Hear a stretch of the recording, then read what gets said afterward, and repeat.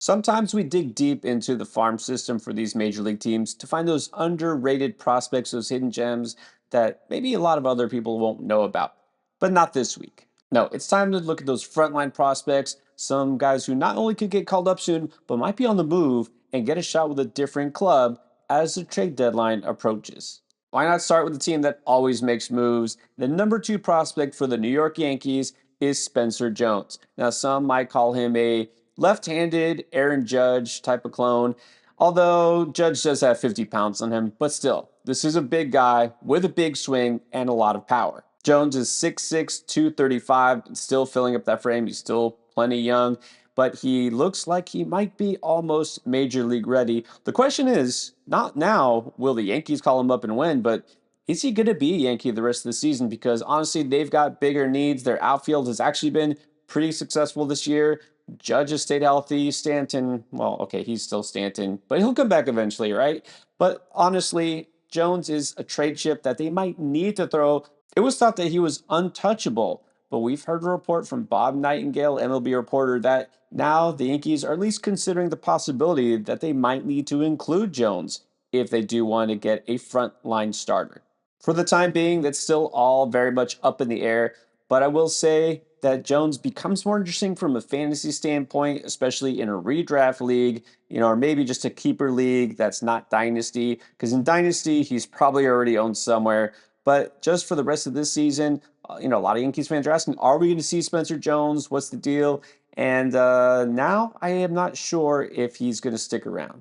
But again, this is good potentially for Jones' value because if he does go a team like the Tigers, let's say, he'll be in that starting lineup pretty soon. So what you would get from Jones, well, like I said, power is the main thing, but he actually does have quite a bit of speed. In fact, this year so far, 10 home runs, but 18 stolen bases. The problem is, again, that swing is very long. Like I said, he's only batting 238 and a strikeout rate that is 37%. He's definitely going to have to work on that. I mean, we could be looking at the duo of, let's say, Spencer Torkelson, Spencer Jones in Detroit if they trade for Tariq Skubal. Again, big hypothetical, but yeah, this is one of those teams that really has no reason not to just continue a rebuild. And if Jones does stay in New York, that's not the worst thing because at some point they will have the September call-ups. At some point they might need some outfield help, and that's a great spot for him to be in. So either way, Jones has a ton of offensive potential. He won't come close to reaching it this year, but if he gets a shot, obviously a guy who could make an instant impact. And of course, we talked top prospects and a team that is definitely in the market to buy pitching and to potentially move a prospect or two, Baltimore Orioles. This time, let's go to Kobe Mayo. Now, Mayo's a guy who may have gotten a shot earlier if not for an injury midseason. The Orioles, of course, are still loaded with prospects vying for playing time, and they're pretty much set on offense, but they're going to make a move, I guarantee it, for some sort of pitching help. Who will be on the move? It's hard to say, but Mayo definitely would interest a lot of major league clubs. He's their number three prospect overall. This guy who can play third base, potentially slide over to first. He's been having quite a successful season in the minors so far, hitting 255 in July, but that only brought his season average down barely below 300 to 297. Yeah, he's got 19 home runs and 57 RBIs at AAA. It's a guy who can definitely be an instant impact maker for any club. If you've been stashing Mayo or if you're thinking about it, well, this is definitely a player where a trade would benefit him greatly because I don't know when we would see him in Baltimore this season. But again, you never know when these situations arise, injuries happen, etc. Mayo has got to be at the top of any prospect town's list of stashable offensive threats. All right, let's go to pitching. I already talked about the Tigers as a team that after the deadline could start to see even more young players on the roster, and that might include their top prospect overall, that's Jackson Jobe. Jobe is not only very young, but also we know the Tigers want to be very cautious with their pitchers given the extensive history of injuries to all their top pitching prospects. And Jobe has very limited usage this year, but starting to slowly ramp up. Well, let's look at what he's done just in his last couple of starts because it's very impressive. Since returning from a very short stint on the 7-day IL, his last three starts, he's gone at least 5 innings in each. He's only given up a total of 1 earned run in 16 innings pitched. That brings his ratios to very nice and tidy 1.38 ERA and a 0.86 whip at AA. And as mentioned, if the Tigers do part with Tariq Skubal or any other of their starters, that does open up a rotation spot. I'm not sure how soon we'll see Job. I doubt it's an instant call up, anything right after the trade deadline.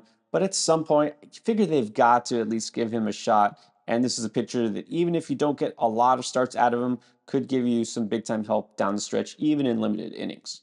And at this point, you got to wonder, what do the Atlanta Braves do? Because you thought their injury luck was bad enough when they lost their top pitcher, Spencer Strider, and their top player, in Ronald Acuna, for the season.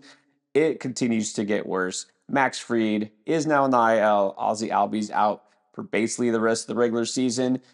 Well, I don't know if they're going to buy, sell, where, what, how, but I do know that at some point we're going to see their prospects either continue to get the call or possibly get shipped in order to help them in the outfield, in the rotation, wherever. So I want to look at a player who actually just stood out in the futures game. If you watch that, this is where some of the best young players from across the entire majors get a chance to show off during All-Star Week. And one of them who actually went deep in the futures game was Braves catcher Drake Baldwin. He drove in 2 runs in the futures game by hitting a solo shot and a sac fly. He's got some pop. He's had a very good season so far. In 346 plate appearances combined between AA and AAA, 10 home runs and 50 RBIs with a solid 259 batting average. Now, there isn't a spot open for a catcher at the major league level for Atlanta because Sean Murphy's back. Travis d'Arnaud, a very solid complimentary piece there. So really, Baldwin is a guy who almost needs to be traded to another team to get a shot this year, but he's also somebody who could help if needed. So I'm going to keep an eye on him. This one is a little deeper, a little more speculative pick, but also somebody I think could be major league ready very soon. But now the guy I'm sure you're curious about, I actually debated whether I should talk about Nacho Alvarez Jr. in this video because I already did. By that I mean I talked about Nacho 2 weeks ago on Beat the Breakout, not because my crystal ball told me that Ozzy Albies would be out for 8 to 10 weeks. Didn't see that coming, but I do know that Alvarez is one of the Braves' top prospects. I knew that there could be an opening for him, and unfortunately, here it is, and he did just get called up, and in fact, in his very first day on the roster, he's playing second base and batting second. Now, this obviously won't be a straight replacement for Albies. Disappointing as Albies really was this season for fantasy, let's be honest, it's still not going to be the same. Alvarez doesn't have that type of power speed and not off to a great start so far. Right now in his first game, he's 0 for 3. We'll see if that changes. But still, Alvarez, the fact that he is not only starting second baseman for Atlanta, but batting second, man, that's pretty valuable territory right there because he's hitting in front of guys like Austin Riley, Marcell Ozuna. He could definitely score runs if he gets on base. Now, the main calling card with Nacho is that hit tool. He can hit for average. He makes good contact.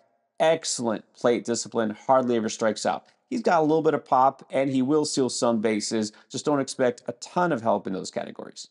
Across both Double and Triple-A this year, he notched 329 plate appearances and had a total of 7 home runs and 21 stolen bases. Not too bad. And just at AAA Gwinnett, he was batting .342. And again, excellent plate discipline. That should carry over. That's why they felt good enough to trust him at the top of that order, even though he has 0 major league experience so far. So Alvarez seems like a logical add, especially if you had to go ahead and put Albies either on the IL or to waivers.